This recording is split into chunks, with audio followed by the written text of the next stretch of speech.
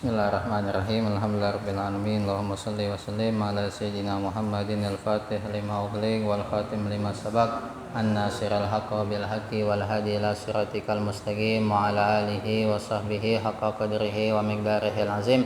Allahumma akhrijna min zulumatil wahmi wa akrimna binuril fahmi waftah alaina bima'rifatil ilmi wa hassin akhlaqana bil hilmi wa sahhil lana abwaaba fadlika wansur alaina min khazaini rahmatika ya arhamar rahimin. Awaina ta'alum wa ta'lim wa naf'a wal intifa wa tadhakkur wa tadhkir wal ifada wal istifada wal hatha ala tamassuk fi kitabillah wa sunnati rasulillah sallallahu alaihi wasallam wa ibtigha mardatihi wa thawabihi wa qurbihi. Amin. Rabbi shrah li sadri wa yassir li amri wa hlul 'uqdatam min lisani yafqahu qawli wasadid lisani wahdi qalbi bihaqi sayyidina Muhammadin sallallahu alaihi wasallam. Ya, kita melanjutkan belajar fikih kita melalui bimbingan Al-Imam Al-Habib Ahmad bin Zain Al-Habsyi radhiyallahu anhu dalam kitab beliau Ar-Risalatul Jami'ah sampai wa yajibu raf'un najasah. Qala al-musannif rahimahullahu taala wa nafa'ana bihi wa bi ulumihi wa bi ulumi masyaikhihi fid dharain amin ila anqal wa yajibu raf'un najasah minas thawbi wal badani wal makani. Berkata Al-Habib Ahmad bin Zain Al-Habsyi radhiyallahu anhu dalam kitab beliau Risalatul Jami'ah sampai perkataan beliau, dan wajib mengangkat najis dari pakaian, badan dan tempat. Kita masih membahas tentang syarat sahnya sholat. Selesai sudah masalah aurat pada pertemuan yang lalu. Sekarang kita masuk kepada syarat sah sholat yang berikutnya, yaitu mengangkat najis dari pakaian. Mengangkat najis di sini adalah najis yang tidak dimaafkan, allati la yu'fa anha. Kalau najisnya itu dimaafkan, nggak masalah, ada di pakaian sholat kita atau ada di badan kita. Najis yang dimaafkan pada badan pakaian orang yang sholat itu sedikit daripada darahnya. Sedikit daripada darahnya. Umpamanya ente punya bisul. Ente punya bisul, lagi sholat meletus. Darahnya merembes di baju. Ada nanahnya, ada darahnya. Najis tapi dimaafkan, terusin sholatnya, sah sholatnya. Nanti punya jerawat umpamanya, lagi sholat pecah, najis tapi dimaafkan, terusin sholatnya, sah. Itu yang pertama. Yang kedua, najis yang dimaafkan pada pakaian serta badan orang yang sholat, najis yang gak bisa dilihat oleh mata yang normal. Umpamanya lalat dia hinggap di tong sampah, ada najisnya, hinggap di tai ayam, hinggap di tai burung, di tai kucing. Habis dia hinggap di kotoran, dia hinggap tuh di peci ente, hinggap di badan. Najis, pasti ada najisnya, tapi maafkan, nggak usah dilihat-lihat. Najis tapi dimaafkan. Udah, selain dua itu najis gak dimaafkan lagi pada pakaian serta badan orang yang sholat. Jadi yang pertama sedikit daripada darah sendiri. Kemudian yang kedua najis yang bisa dilihat oleh mata yang normal gitu. Seperti lalat yang hinggap di suatu najis, kemudian dia hinggap pada pakaian orang yang sholat. Adapun selain dua ini baik, ya, darah nyamuk umpamanya ditepok, ulama khilafiyah. Ada yang mengatakan kalau sedikit dimaafin, tetap sah.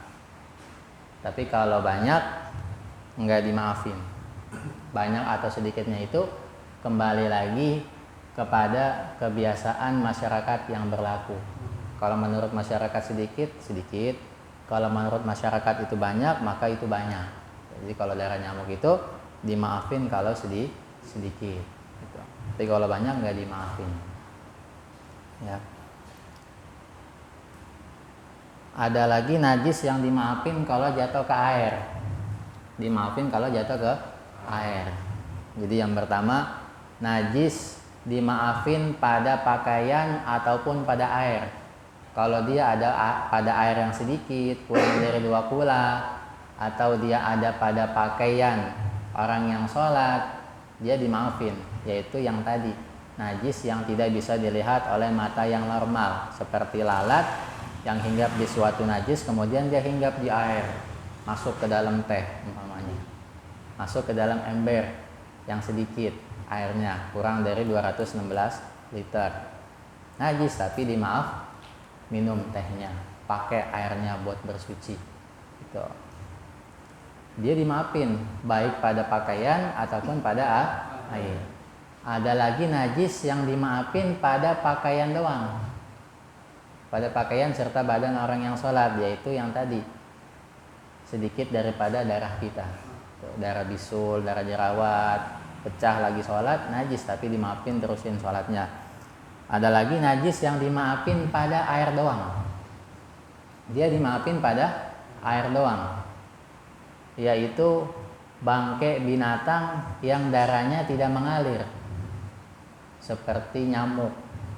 Nyamuk darahnya nggak ngalir, paling gedenya cicak, ya, paling gedenya cicak. Umpamanya cicak mati, bangkainya jatuh ke air sedikit, najis bangkai cicak, tapi dimaaf, ambil cicaknya, pakai airnya buat bersuci, nggak apa-apa, ya. Umpamanya laron, darahnya ngalir gak laron? Enggak. Artinya darahnya nggak ngalir kalau disembelih, darahnya nggak ngocor.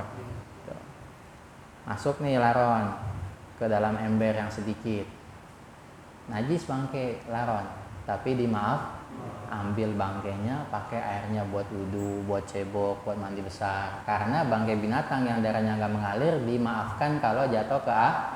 Dia dimaafkannya kalau jatuh ke air, dimaafinnya pada air, bukan pada pakaian, bukan pada pakaian. Kalau umpamanya ini ada bangkai laron atau bangkai semut, ente masukin ke kantong, Allah Akbar, nggak sah sholatnya, karena dimaafinnya di air gitu. Begitu juga tadi darah kita, darah bisul, darah jerawat, dia dimaafinnya pada badan dan pakai, bukan di air dimaafinnya. Kalau baju kita yang udah kena darah bisul, kita masukin ke air yang sedikit, jadilah air yang sedikit itu najis semuanya, satu ember gitu. Atau tangan kita bekas megang darah jerawat, dimasukin ke dalam air yang sedikit, jadilah satu ember, satu bag itu. Nah, kalau air yang sedikit, kurang dari 216 liter. Kalau airnya banyak, dilihat dulu habis kejatuhan najis ada perubahan nggak, rasa, warna, sama baunya. Kalau 3 sifat ini nggak ada yang berubah, maka air yang banyak itu tetap sucikan.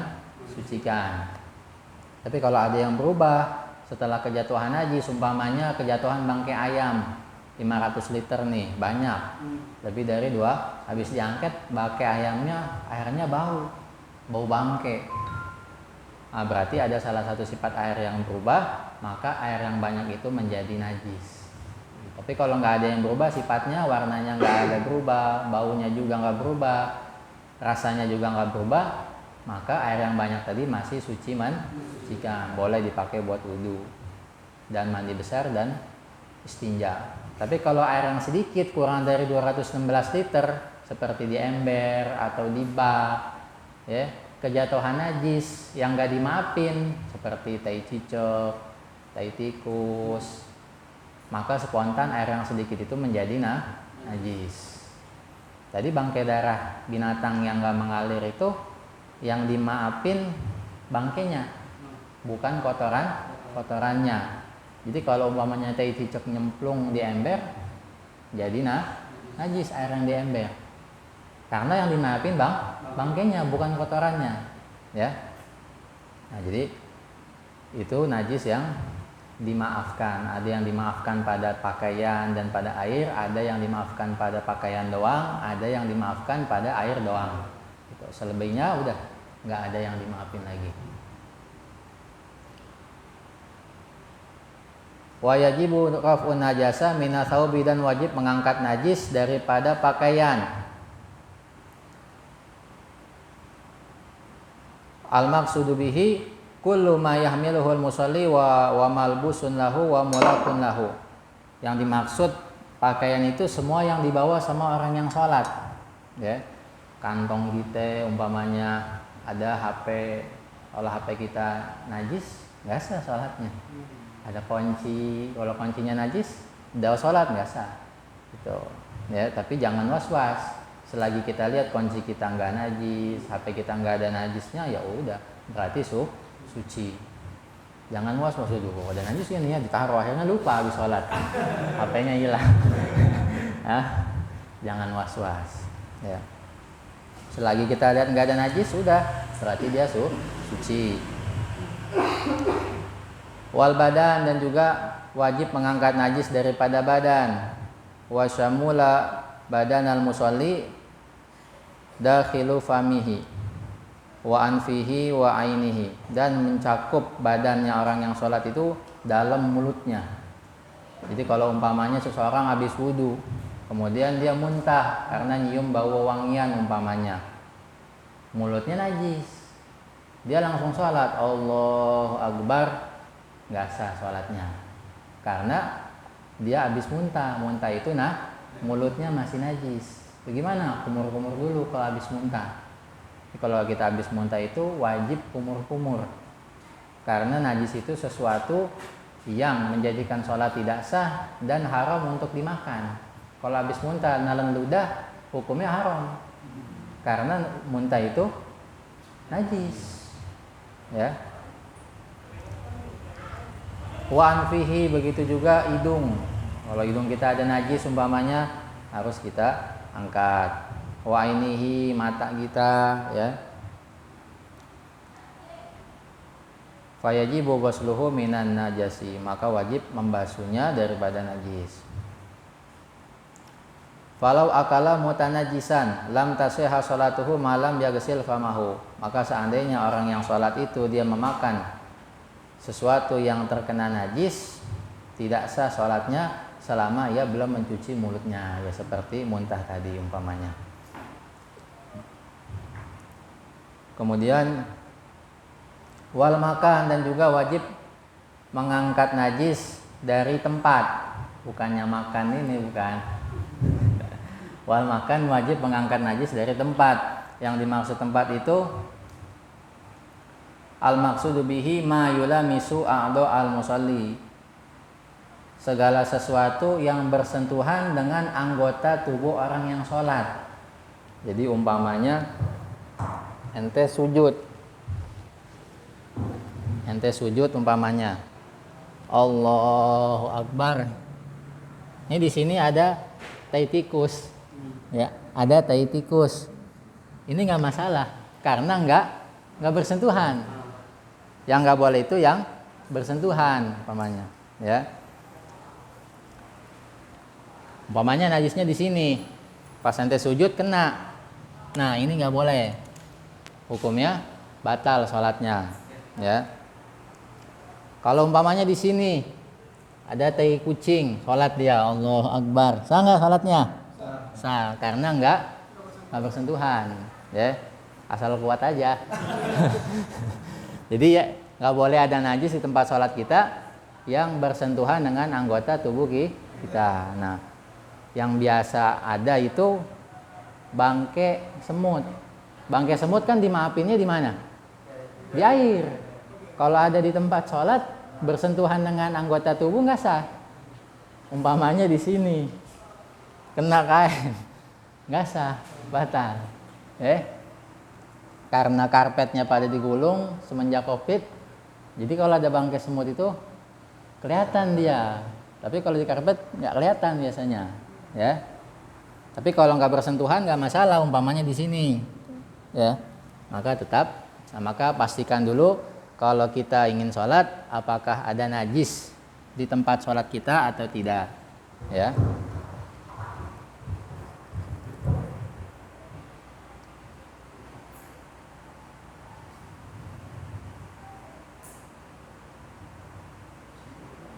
Kemudian